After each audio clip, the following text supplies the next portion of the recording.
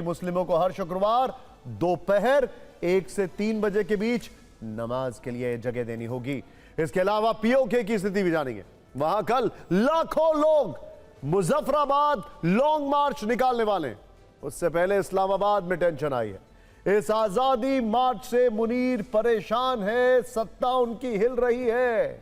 खैर, आज ग्लोबल फिक्र अमेरिका ईरान में तीसरे राउंड के युद्ध की, जिसमें तीसरे दिन हर ओर तबाही हुई है। युद्ध की तीसरी रात अमेरिका ने ईरान के महत्वपूर्ण ठिकानों पर मिसाइलों से हमला किया है। जवाब में ईरान ने खाड़ी में अमेरिकी सैन्य बेस को चुन चुन कर निशाना बनाया है। ट्रंप ने ऐलान किया कि आज यानी चौथी रात भी ईरान में फिर से बड़े हमले होंगे, जिस पर ईरान ने करारा जवाब देने की चेतावनी दी है। लेकिन आज इस युद्ध का मकसद डिकोड करना जरूरी है। वो मकसद जिसके बारे में ट्रंप अब खुलकर बातें कर रहे हैं, वो मकसद जिसे लेकर मुश्तबा भी ट्रंप को चुनौती देने लगे हैं। ये बारूदी मकसद 2 सवालों के इर्द गिर्द घूम रहा है। खाड़ी में सबसे ताकतवर कौन और स्ट्रेट ऑफ होर्मुज़ पर कब्जा कौन करेगा। यानी इस जंग का एपिसेंटर अब होर्मुज़ बन चुका है, जिस पर कब्जे की जंग हो रही है। ईरान होर्मुज़ से गुजरने वाले कमर्शियल जहाजों से टोल वसूलना चाहता है। ट्रंप ने भी ऐलान किया है कि वो होर्मुज़ में 20% टोल वसूलेंगे, और दोनों ये बखूबी जानते हैं कि ऐसा करना संयुक्त राष्ट्र के समुद्री कानून का खुला उल्लंघन है। लेकिन परवाह किसको है? सवाल यह है कि बिजनेसमैन स्लैश राष्ट्रपति ट्रंप, जो मुनाफे के लिए युद्ध भी कर सकते हैं, क्या वो अपने लाभ के लिए अब वैश्विक अर्थव्यवस्था को भी जला देंगे? क्योंकि इस लड़ाई से कच्चे तेल की कीमतें एक बार फिर से आसमान छूने लगी हैं, और घाड़ी में उठती युद्ध की चिंगारियों से बुरे संकेत यही मिल रहे हैं, जिसमें अब बाब अल मंदेब स्ट्रेट को बंद कर देने की धमकियां भी गूंज रही हैं। लेकिन पहले यह देखिए, यह लिस्ट, अरब वर्ल्ड में क्या वर्ल्ड वॉर शुरू हो चुका है, या मिनी वर्ल्ड वॉर शुरू हो चुका है, या अरब वर्ल्ड वॉर शुरू हो चुका है? क्योंकि इसमें अमेरिका शामिल है। ध्यान से देखिए, एग्रेसर, एक एग्रेसर ये है, और लास्ट एग्रेसर कौन है? खैर, ईरान शामिल है, Bahrain, Qatar, Kuwait, Jordan, UAE, Saudi Arab, Yemen और इजराइल। ये सभी देश प्रत्यक्ष या फिर अप्रत्यक्ष तौर पर इस जंग में शामिल हैं। इस लिस्ट में कुल 10 देश दिखेंगे, और इसमें सबसे चौंकाने वाला नाम सऊदी अरब और यमन का है। यमन में हूती विद्रोहियों से सऊदी की दुश्मनी पुरानी है, जिसका नया चैप्टर खुल चुका है। सऊदी और हूती ने एक दूसरे पर मिसाइलें दागकर इस जंग का दायरा बढ़ा दिया। लेकिन अभी अमेरिका ईरान युद्ध में फिक्र बढ़ाने वाली है। Video report. अमेरिका ईरान में पिछले 1.25 साल से यही खेल चल रहा है। अमेरिका की सेना ईरान के महत्वपूर्ण ठिकानों को टारगेट करती है, फिर ईरान की तरफ से मिसाइलों वाला जवाब दिया जाता है। बीती रात भी यही हुआ। ईरान पर अमेरिका का बहुत बड़ा हमला हुआ। दक्षिणी ईरान के बंदर अब्बास में धमाके सुनाई दिए। ईरान के कोस्टल सर्विलेंस और रेडार सिस्टम तबाह कर दिए गए। सेंटकॉम के टारगेट पर ड्रोन और मिसाइल ठिकाने थे। होर्मुज़ में ईरानी नेवी के हमले की क्षमता को नष्ट करने का दावा किया गया। सिरिक द्वीप पर भी अमेरिकी सेना का प्रहार हुआ। बहरीन में अमेरिकी सैन्य बेस से दागी गई मिसाइलों से ईरान का बुशहर शहर भी दहल उठा। इन हमलों में सबसे ज्यादा चौंकाने वाली बात यह रही कि अमेरिका ने पहली बार सी ड्रोन का इस्तेमाल भी किया। बंदर अब्बास में सबमरीन रिपेयर डॉक को इसी सी ड्रोन से नष्ट किया गया। हमले की तीसरी रात अमेरिका का ईरान पर 5 घंटे लगातार हमला जारी रहा। होर्मुज़ में ईरान के सैन्य ठिकाने तबाह किए गए। वहां सेंटकॉम ने मिसाइल और एयर डिफेंस सिस्टम उड़ा दिए। ईरान के लिए आज भी कयामत की रात हो सकती है, क्योंकि ट्रंप ने ऐलान किया है कि ईरान पर नॉन स्टॉप हमले होंगे। उन्होंने ये भी कहा कि अमेरिका के पास ईरान के टारगेट की लंबी लिस्ट है। ईरानी सैन्य लीडरशिप की लोकेशन पर भी नजर है। यानी अब ट्रंप इशारों में मुस्तबा को टारगेट करने की वार्निंग दे रहे हैं, लेकिन मुस्तबा भी अमेरिका के हर हमले का माकूल जवाब दे रहे हैं। ईरान ने हर बार की तरह बहरीन में अमेरिकी नेवी की 5वीं फ्लीट को टारगेट किया। वहां तैनात पेट्रियट रेडार को नष्ट कर दिया। एयर कंट्रोल रेडार भी तबाह करने का दावा किया। सीरैम अर्ली वार्निंग रेडार को नष्ट किया गया। 28 फरवरी से लेकर अब तक बहरीन में अमेरिकी नौसेना की 5वीं फ्लीट पर ईरान का यह कुल मिलाकर 7वां हमला था, जिसके बाद बहरीन में हाई अलर्ट घोषित किया गया। बहरीन के अलावा जॉर्डन में भी ईरान ने बैलिस्टिक मिसाइलें दागी। वहां भी अमेरिकी एयरबेस को निशाने पर लिया गया। IRGC का दावा है कि जॉर्डन में अमेरिकी सैन्य फैसिलिटी को भारी नुकसान पहुंचा है। अब जरा ये तस्वीर भी देखिए। कतर, बहरीन पर दागी गई मिसाइलों में ईरान की तरफ से एक चेतावनी भरा संदेश भी लिखा गया था। इन मिसाइलों पर लिखा था गेम ओवर USA, यानी खाड़ी में अमेरिका का खेल खत्म करने की धमकी दी गई। इसके अलावा ईरान के हमले का दंश UAE ने भी भोगा। UAE से जुड़े 2 ऑयल टैंकर्स पर अटैक की रिपोर्ट आई। पता चला कि इन ऑयल टैंकर्स को यूनाइटेड स्टेट्स फोर्स ही सुरक्षा दे रही थी। देखिए, अब एक चीज साफ है कि ये जो गैप था ये जो गैप था युद्ध में, ये स्टॉप गैप अरेंजमेंट था, ऐसा लग रहा है ये हथियारों की पूर्ति करने के लिए था और नए स्ट्रैटेजिक असेसमेंट के लिए था। अमेरिका ईरान की इस जंग में आज सऊदी अरब भी एंट्री ले लेता है। सऊदी ने यमन की के सना एयरपोर्ट पर बमबारी की है, विजुअल उसी के। एयरपोर्ट के रनवे को मिसाइलों से उड़ाया, ईरानी विमान रोकने के लिए बमबारी की गई। दरअसल ईरान ने आज यमन की 10 साल की नाकाबंदी तोड़ दी। आपको हम बताते हैं कैसे। ईरान का एक विमान हूती डेलीगेशन को लेकर यमन पहुंचा। यमन के होदेइदा एयरपोर्ट पर विमान की लैंडिंग हुई। सऊदी की नाकाबंदी को ईरान ने नाकाम किया और इसके पीछे की कहानी यह है कि यमन में सऊदी अरब के नेतृत्व वाले गठबंधन की तरफ से सालों से हवाई, समुद्री और जमीनी नाकाबंदी लागू है। मार्च 2015 में जब सऊदी गठबंधन ने यमन सरकार की मदद के लिए हूती विद्रोहियों के खिलाफ सैन्य अभियान शुरू किया था, तब से यह नाकाबंदी है, जिसे आज ईरान ने तोड़कर एक तरह से सऊदी को चैलेंज किया है, जिसके जवाब में यमन पर सऊदी का हमला हुआ और जब सऊदी ने अटैक किया तो हूती विद्रोहियों ने भी तुरंत जवाब दिया है। हर कोई जानना चाह रहा था इस युद्ध में हूती की एंट्री कब होगी। हो गई एंट्री। हूती ने सऊदी के आबा एयरपोर्ट पर मिसाइलें दागी और हमले के बाद सऊदी के इस एयरपोर्ट की सभी उड़ानें रोक दी गई।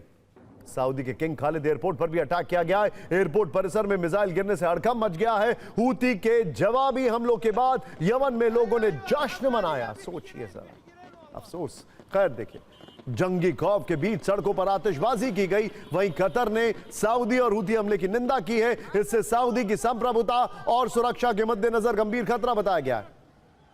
लेकिन हूती ने इसके बाद एक ऐसी धमकी दी है जिसने पूरी दुनिया की फिक्र बढ़ा दी है। ध्यान से देखिएगा, हूती ने बाब अल मंदेब स्ट्रेट को बंद करने की वार्निंग दी है। रेड सी में रास्ता रोककर ग्लोबल ट्रेड ठप करने का ऐलान कर दिया है। यह है बाब अल मंदेब। ध्यान से देखिएगा, बाब अल मंदेब स्ट्रेट लाल सागर और अदन की खाड़ी को जोड़ने वाला एक महत्वपूर्ण व्यापारिक मार्ग है।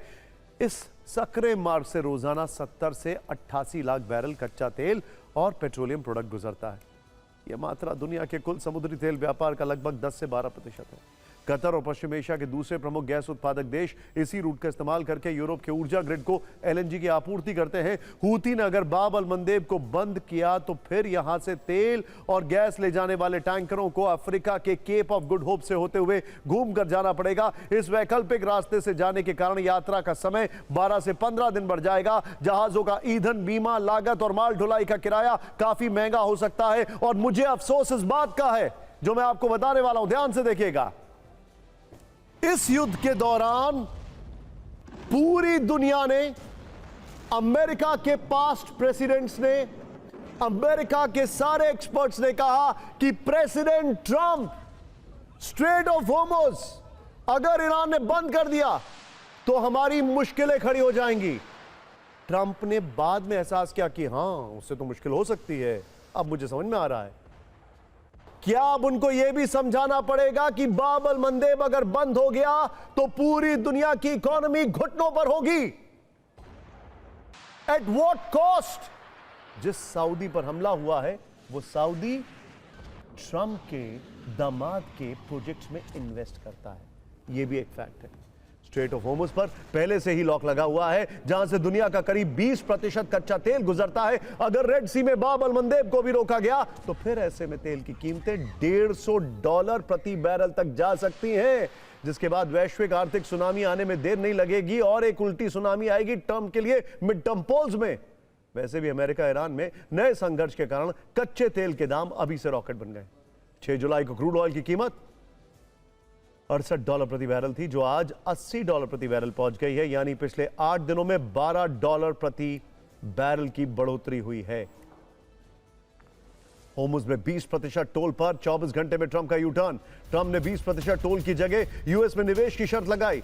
खाड़ी के देश अमेरिका के साथ ट्रेड डील करेंगे। ट्रंप ने कहा 20% टैक्स की जगह यूएस में निवेश की शर्त। ट्रंप ने कहा ईरान को छोड़कर सभी के लिए होर्मुज खुला है। ट्रंप ने कहा ईरानी पोर्ट से आने वाले जहाजों को रोकेंगे ट्रंप ने एक बहुत बड़ी कंडीशन रख दी। इसको कहते हैं ट्रांजैक्शनल ट्रंप या नेगोशिएशन वाले ट्रंप। ट्रंप ने यही कंडीशन यूरोप पे रखी थी और यूरोप उनसे दूर हो गया है। मिडल ईस्ट, पश्चिम एशिया, कहीं ट्रंप से अब दूरी बनाना शुरू नहीं करते। ईरान अमेरिका युद्ध में अभी की जंग का मकसद स्ट्रेट ऑफ होर्मुज पर कब्जा है। स्ट्रेट ऑफ होर्मुज, ईरान और अमेरिका दोनों की तरफ से होर्मुज स्ट्रेट की तरफ जाने वाले रास्ते पर भीषण हमले किए जा रहे हैं। अमेरिकी बमबारी से ईरान में कोहराम मचा हुआ है। यूएस सेंट्रल कमांड ने दावा किया है कि उसने होर्मुज स्ट्रेट में ईरान के कई सैन्य ठिकाने तबाह कर दिए। सेंटकॉम ने ईरान के मिसाइल और एयर डिफेंस उड़ाने का दावा किया, तो ईरान ने एक जहाज में लगी भीषण आग का वीडियो जारी करते हुए कहा है कि इस जहाज को अमेरिका ने होर्मुज स्ट्रेट से गुजरने की परमिशन दी थी, लेकिन ईरान से इस बारे में कुछ नहीं पूछा गया। अब यह जहाज समंदर के गर्त में समा गया है। होर्मुज स्ट्रेट से गुजरने के लिए सिर्फ IRGC ही आखिरी इजाजत दे सकता है, यानी अमेरिका और ईरान होर्मुज स्ट्रेट को लेकर दावा कर रहे हैं। हर रोज कई लाशें बिछ रही हैं, लेकिन इसकी शुरुआत अमेरिकी राष्ट्रपति डोनाल्ड ट्रंप के उस बयान से हुई है जो उन्होंने कुछ घंटे पहले ट्रुथ सोशल पर जारी किया है।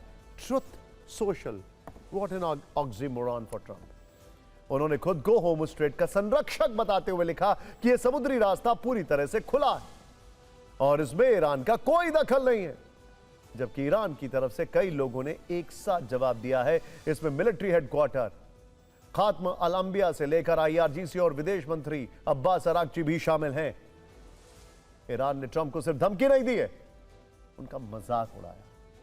ट्रंप ने ट्रुथ सोशल पर एक पोस्ट में लिखा कि अब से हम होर्मुज के संरक्षक हैं। कैसे?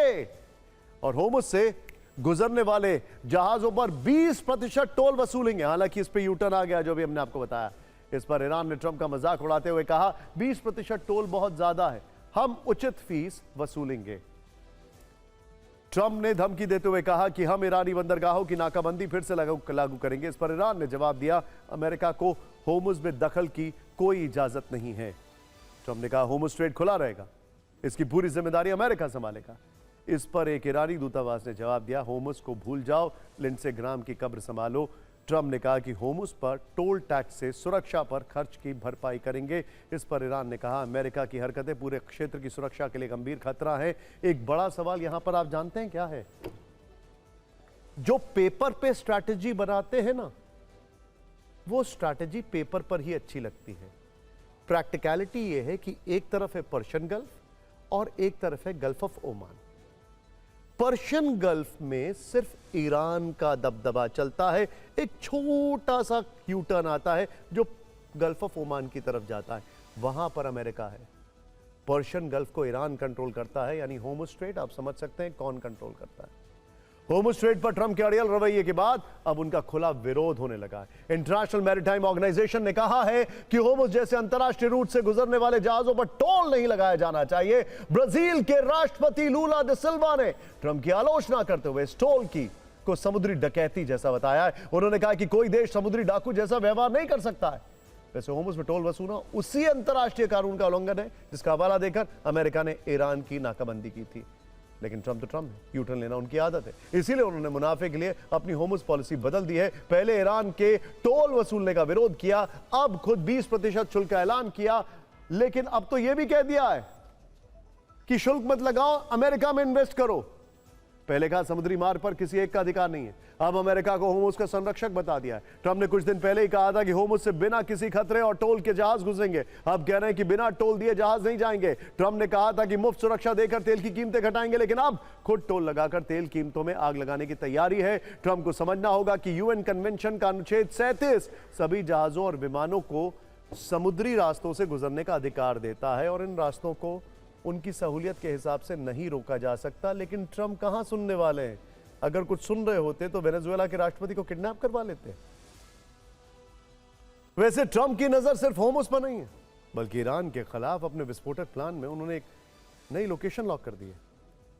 पिकेक्स माउंटेन, परमाणु रहस्यों से भरा ईरान का यह पहाड़ अमेरिका का नेक्स्ट टारगेट हो सकता है। डोनाल्ड ट्रंप ने खुद इसकी चेतावनी दी है। ये वही सीक्रेट एरिया है जहां तेहरान के यूरेनियम का विशाल भंडार सुरक्षित है।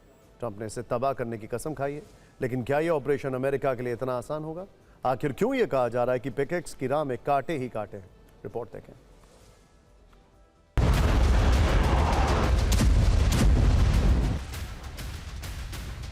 पिकेक्स पर्वत ईरान का सबसे सुरक्षित और सीक्रेट न्यूक्लियर बंकर, जिस पर अब सीधे डोनाल्ड ट्रंप की नजर है। वहां किसी भी दिन कभी भी अमेरिकी अटैक हो सकता है। ऐसा इसलिए क्योंकि ट्रंप के पास खुफिया रिपोर्ट है कि इस अंडरग्राउंड ठिकाने में परमाणु विनाश का बहुत बड़ा स्टॉक है, वो एनरिच्ड यूरेनियम, जिसे पाने के लिए ट्रंप 2 साल से बेताब हैं। ट्रंप ने तेहरान को पहले ही चेतावनी दी और उनका टारगेट भी फिक्स है, लेकिन पिकेक्स के लिए कहना जितना आसान है, कोई एक्शन ले पाना उतना ही कठिन।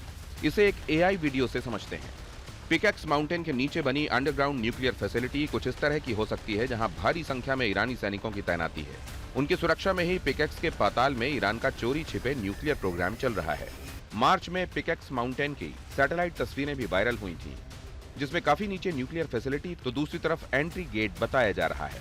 पिकेक्स के काफी नजदीक ईरान की नतांज न्यूक्लियर साइट है, जहां पिछले वर्ष अमेरिका ने B-2 विमानों से बंकर बस्टर बम गिराकर तबाही करने का दावा किया था।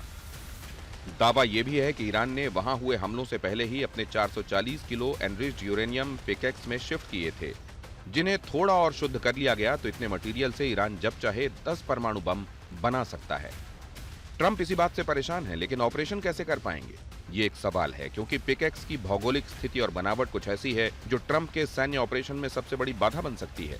अमेरिका के पास इस ठिकाने को ध्वस्त करने के लिए या इस पर काबिज होने के लिए 2 विकल्प हैं। पहला विकल्प B-2 स्टेल्थ जेट के जरिए बंकर बस्टर बम गिराए जाएं, लेकिन जानकारों के मुताबिक पिकेक्स पहाड़ पर B-2 बॉम्बर से हमला भी बेअसर साबित होगा। इसकी वजह यह है कि यूरेनियम को 328 फीट गहराई में बने मजबूत बंकर में रखा गया है। अमेरिका के पास GBU-57 बंकर बस्टर बॉम्ब है, जो 200 फीट की गहराई तक ही तबाही ला सकता है। यानी अमेरिका की जितनी कैपेसिटी है, उससे भी 125 फीट नीचे न्यूक्लियर मटीरियल है। इस हिसाब से सबसे शक्तिशाली बंकर बस्टर होने के बावजूद ट्रंप का मिशन अधूरा रह जाएगा। ऐसे में उनके पास दूसरा विकल्प पिकेक्स में अपनी स्पेशल फोर्स को उतारना हो सकता है, यानी वेनेजुएला की तर्ज पर ग्राउंड ऑपरेशन। लेकिन यूएस फोर्स जानती है कि वेनेजुएला जैसे हालात ईरान में नहीं है। इस पहाड़ की ऊंचाई 5000 फीट है, जो यूरेनियम छिपाने के लिए सबसे सेफ है। ऊबड़ खाबड़ इलाका होने के चलते ट्रैक करना मुश्किल है। पिकेक्स माउंटेन पर ईरान की सेना ने छावनी बना दी है, जहां उनकी इजाजत के बगैर परिंदा भी पर नहीं मार सकता। ऐसे में कोई भी ग्राउंड ऑपरेशन अमेरिका के लिए सुसाइडल मिशन साबित हो सकता है। Bureau report, TV9 Bharatvarsh. फिक्र के लेंस से देखें तो ईरान के खिलाफ अमेरिका और इजरायल की महायुद्ध वाली मुहिम परमाणु मुद्दे पर ही शुरू हुई थी, लेकिन 2 साल बाद भी अगर न्यूक्लियर मटेरियल का मुद्दा उठ रहा है तो साफ है कि ट्रंप और नेतन्याहू अब तक अपने मिशन में फेल रहे हैं। और ट्रंप ने पहले जितनी भी बातें कही थी, ऑब्लिटरेटेड वगैरह क्या क्या, वो सब झूठ था। जबकि उनकी ताकत के आगे ईरान जैसा कमजोर मुल्क न केवल डटकर खड़ा है, बल्कि अपने परमाणु मिशन पर आगे बढ़ते हुए उनके हर हमले का पलटकर जवाब भी देता रहा है। इसीलिए लोगों के मन में सवाल है कि जब इतनी लंबी लड़ाई के बाद आज तक ट्रंप तेहरान को सरेंडर नहीं करवा सके, तो पिकेक्स माउंटेन में उनकी कामयाबी की क्या गारंटी?